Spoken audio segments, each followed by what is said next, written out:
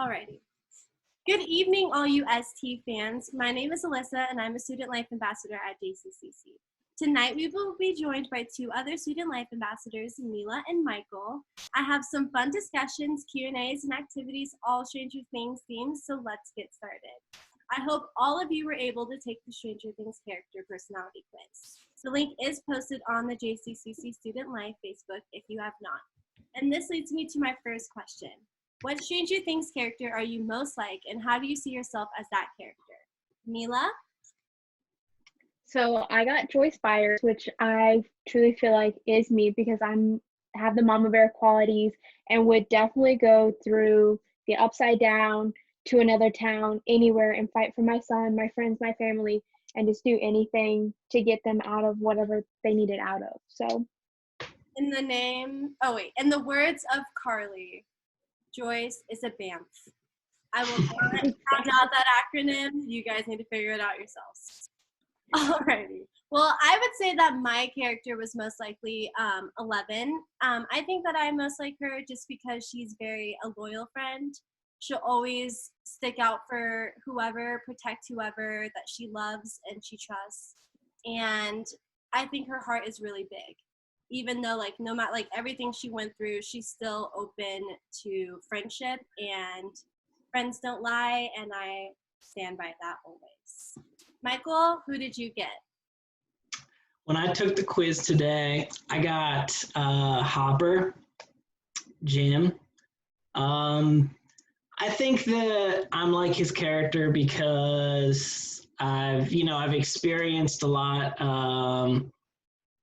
and I'm always trying to get to the bottom of a conspiracy.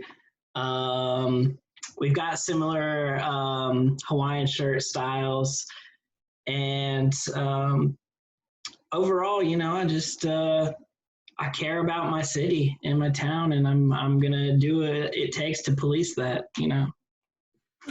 Well, thank you for that. Now, anyone else, please comment your characters. We'd love to hear about who your Stranger Things personality is. Now on to the most pressing questions about Stranger Things fandom. First question, what is your favorite scene in season 3?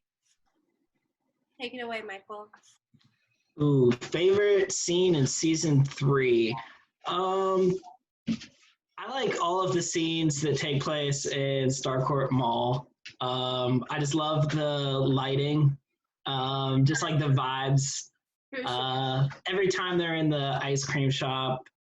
I also really liked the carnival. And when Alexi was hanging out, playing all the carnival games and stuff, it was the best scene, but also the worst scene. Absolutely. My question is, why did they have to kill him? What was his killing a point, or was it just to hurt us all? Unknown. Just to show how evil I don't know. There's no need to kill Alexi. Okay. So my favorite scene was when Dusty Bun, at the end of the show, was supposed to be saving his friends, running away from some giant monster about to eat them all. And to just get the monster away, he has to sing a beautiful song to his real girlfriend that all of us did not believe in from camp. And I think that just in a detrimental state of your friends about to die and you have to sing a whole chorus of a 3-minute song, I think that that's just such a Stranger Things thing, and that was one of my favorite scenes by far. Mila, what about you? So my favorite scene has to do with Alexi, Hopper, and Joyce Byers. And Hopper goes and gets Alexi a slushie, but he gets the wrong slushie from 7-Eleven. And Alexi's like, that's not the slushie I asked for. I asked for cherry, not strawberry. And Hopper's like, just drink your slushie. And Lexi's like, no. And I'm like, I truly just related to that. Don't mess up my drink if that's what I've asked for. Well, saying that, not only did Mila relate, but so did Michael, our winning meme challenge. There we go. Strawberries and cherries. They look the same, but are they really? They're not. Okay. Alrighty. One of the best questions out there. Why do the Russians want to open the gate to the upside down? Milo, we all know you have this one.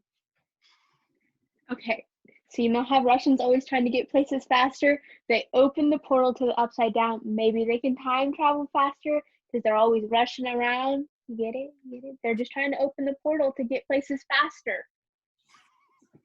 Absolutely. That was a knee slapper right there. Michael, what do you think? I think that they're opening the portal to wreak havoc on their enemies. Yeah, I think that they're trying to like open portals in the United States, you know, so like all these demigorgons, demidogs and stuff come rushing out and attack the Americans. Okay, so I actually just came up with something right off when I was thinking about it. You know how they basically made an army of people from, you know, the top and to the bottom of how basically Bobby became, you know, he became like a, I don't know, like another monster, but it was like two of him. Oh, yeah. Okay.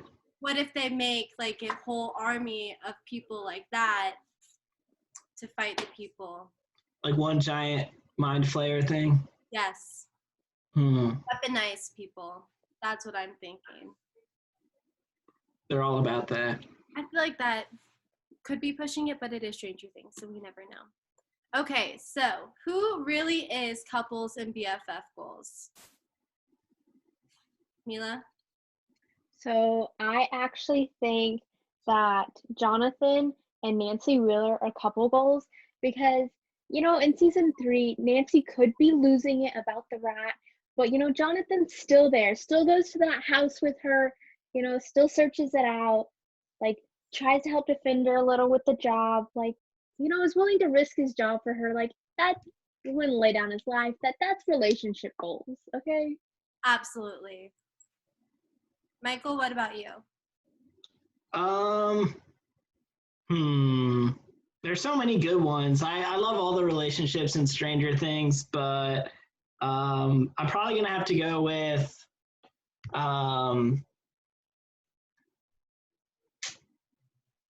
I'll go with Elle and Max. Okay.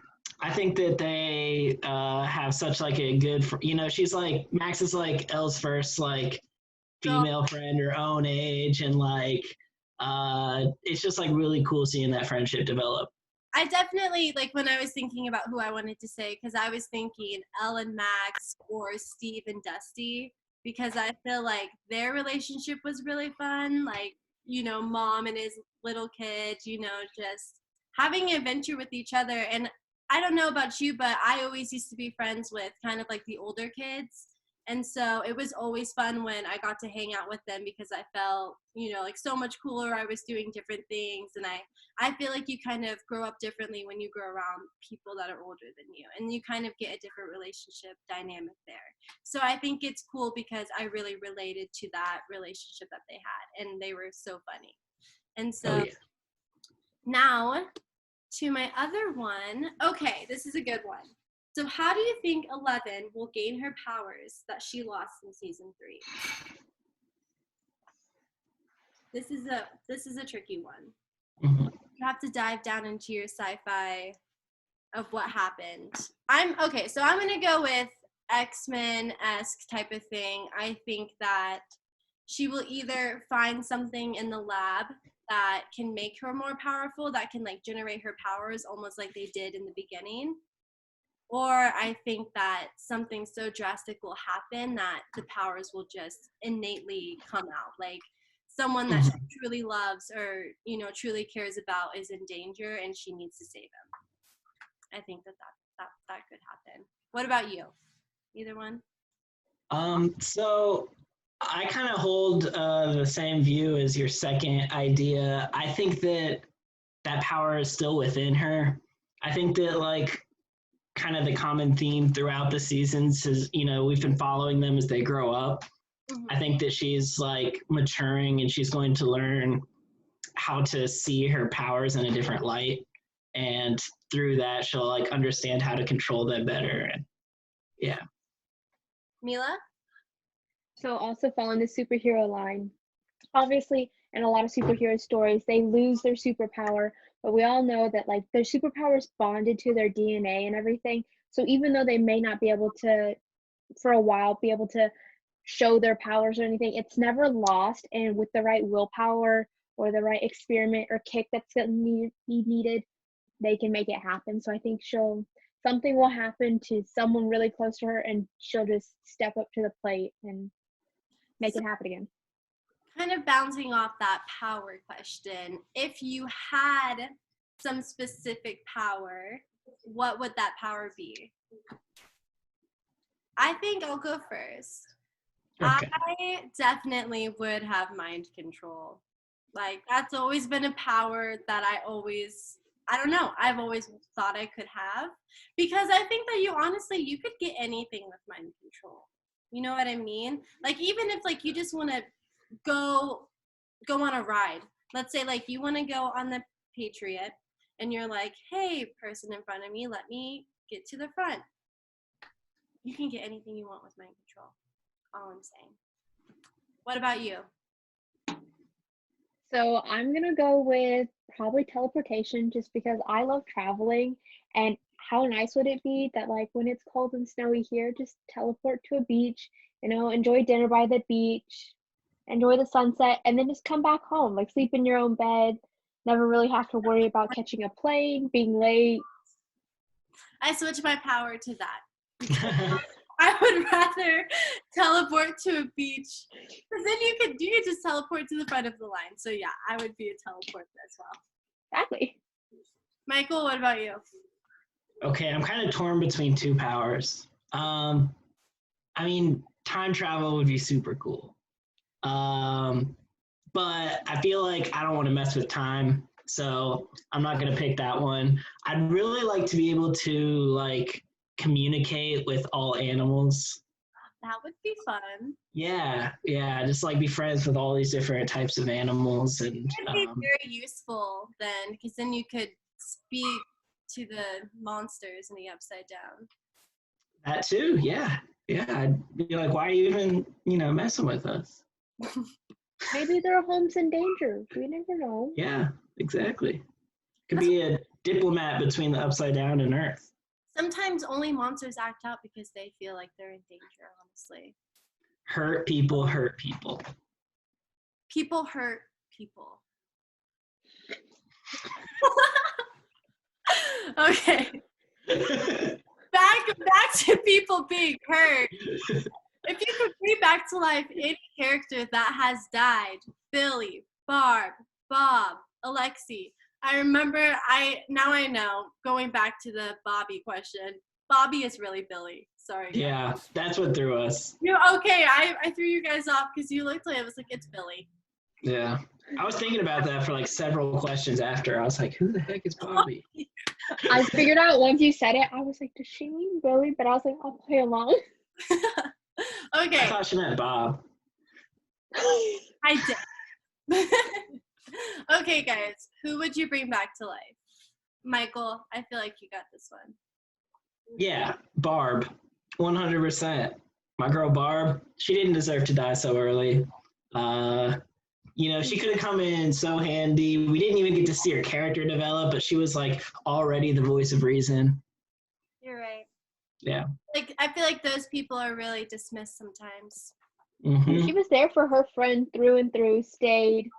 She could have left. She could have had a great character development. And Nancy didn't even end up with Steve.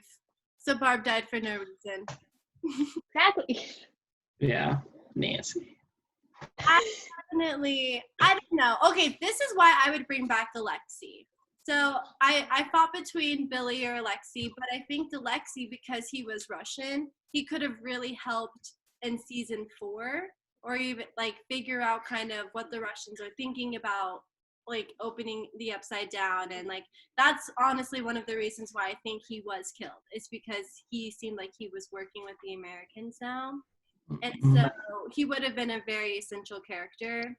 And I think that if he was kept alive, that the Upside Down would have been no more, because he could have been a key to figuring out how to stop the Russians. So yeah. Mila, what about you? I have to go with Billy, just because Billy had so much character development right before he died. Like, seriously, taking one for Max, like, that's such a family moment. And I think he could have been just brought into the whole friend group, could have been the muscle for season 4, because they're going to need muscle. And just for them never to get picked on again at school, like, if Billy just was like, don't mess with them, nobody would have messed with them and just moved on with their life. Also, we were starting to understand him, where he came from, his whole background. I just feel like he had so much more to go. Absolutely. Okay, we only have a couple more questions. Okay, does anyone have a favorite quote or punchline? I know, like, it's kind of hard to think off the head. Does anyone kind of remember something that always, like, was so that person? Anyone? I do have one. Code Red. They always yell Code Red, but no one ever answers that while they're talking for Code Red. True. What's yours, Alyssa? Okay, so remember how in one of the seasons they all dressed up as the Ghostbusters together, and they, like, all of their moms took pictures, like, they thought they were so cool walking in, and no one else was dressed up. So then the next season, Dustin, like, gets all dressed up in, like, a great Halloween costume, and he shows up and no one is in costume, and he's like, really? Like, everyone dressed up last year, and then he was the only one dressed up on Halloween. And I feel like everyone always, like, singled out him so much, but, like, he really was, like, a very big essential person in figuring out how to get to the Upside Down in the first place. You know what I mean? And so I just think that it's so funny that everyone makes fun of him, but his character really, like, helps figure out everything. Like, even with in season 3, how he's, like, in the laboratory figuring out what's going on. So I feel like I relate to Dustin very well. He's a very underestimated person. Yeah, I think that my favorite quote would be a Dustin quote too. And it's like where he has to, like, I forget what he ended up naming his demi-dog, but when he has to, like, lock him in the basement and he's like, sorry, but you ate my cat. You know, like, that's true. I feel that so hard. It's like, I love you, but, like, also you ate my cat, bro. Oh. He cared for that little monster so well. I know. He ate his cat. What kind of thinks is that? Okay, so at the end of season 3, we all think Hopper is dead. But in the trailer for season 4, they show that he is alive. So, what do you guys think is Hopper's survival story? Anyone? Any bidders at the table? Mila, I know you got an answer. What do you have? So, conspiracy theory in me, right? We think the Upside Down only has one layer, the black side that they're seeing. But what if that's just the entrance? That the monsters are actually gatekeepers for wherever the Russians and all these people that have been tasked by this being get sent through, that they actually just get pushed past the gates and they're in this other realm. And Eleven's going to have to somehow travel to this other realm and bring back Hopper. Oh, that's kind of interesting. Okay. Yeah. It's a realm within the Upside Down? Is it still upside down or is it right side up? It's still upside down, obviously. Okay. Okay. That actually confused me for a second. Yeah, I know. I was like, answer to that one. I feel like, okay, mine wasn't as in-depth as that one or detailed. Okay, so my first idea was maybe he just escaped through the wall. You know, like those vents that you can just peel open and then escape through. But then I thought, well, the whole thing exploded. But if the whole thing exploded, how did Joyce get out so fast without dying too, is my question. But we won't get into it. So I think that when everything exploded, a portal sucked him into the Upside Down. I think that he's also in the Upside Down as well. And I think maybe 11 finding her powers to get to the Upside Down to bring him back, or somehow he will find a way to communicate to get himself out of there as well. So I'm kind of on the same thing.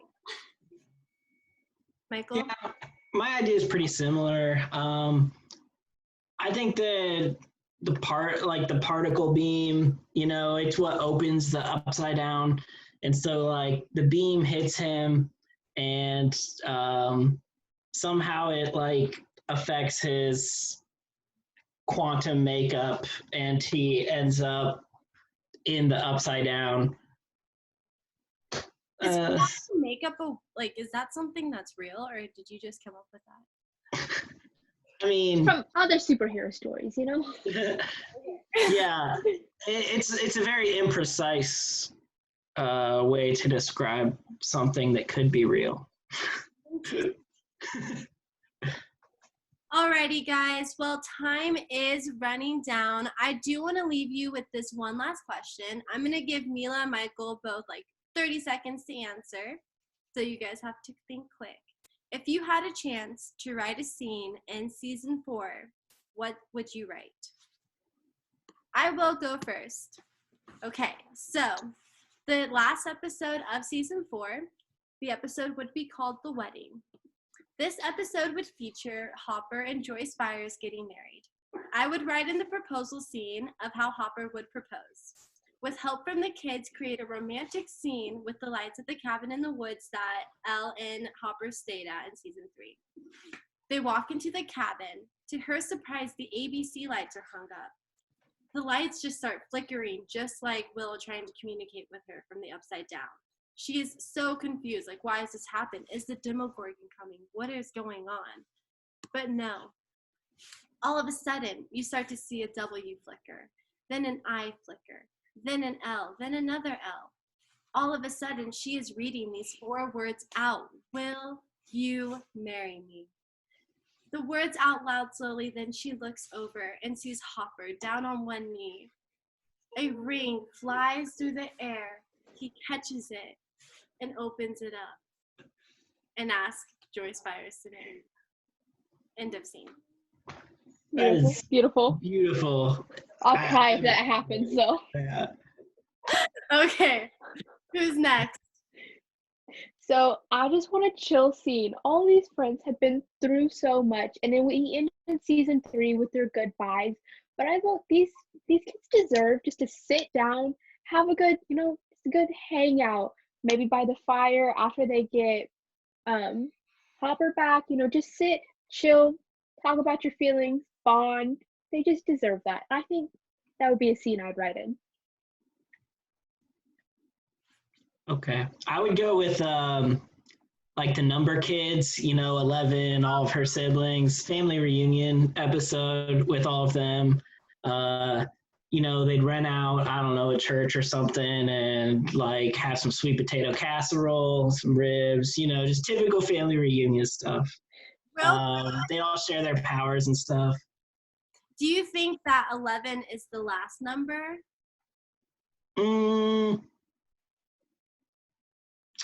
Of the numbers? Yes. But she seemed like the youngest when they found her other sister, Yeah. So that's interesting. Maybe we'll dive more into that. Yeah. Maybe she's got a baby brother or sister, though. That would be cool. It would be. Alrighty, my Wicked ST fans. Well, this has been such a great night of catching up with friends and diving into the Upside Down. I hope that you guys all comment some fun Stranger Things themed things, and I hope you watch season 4. Thank you and have a good night.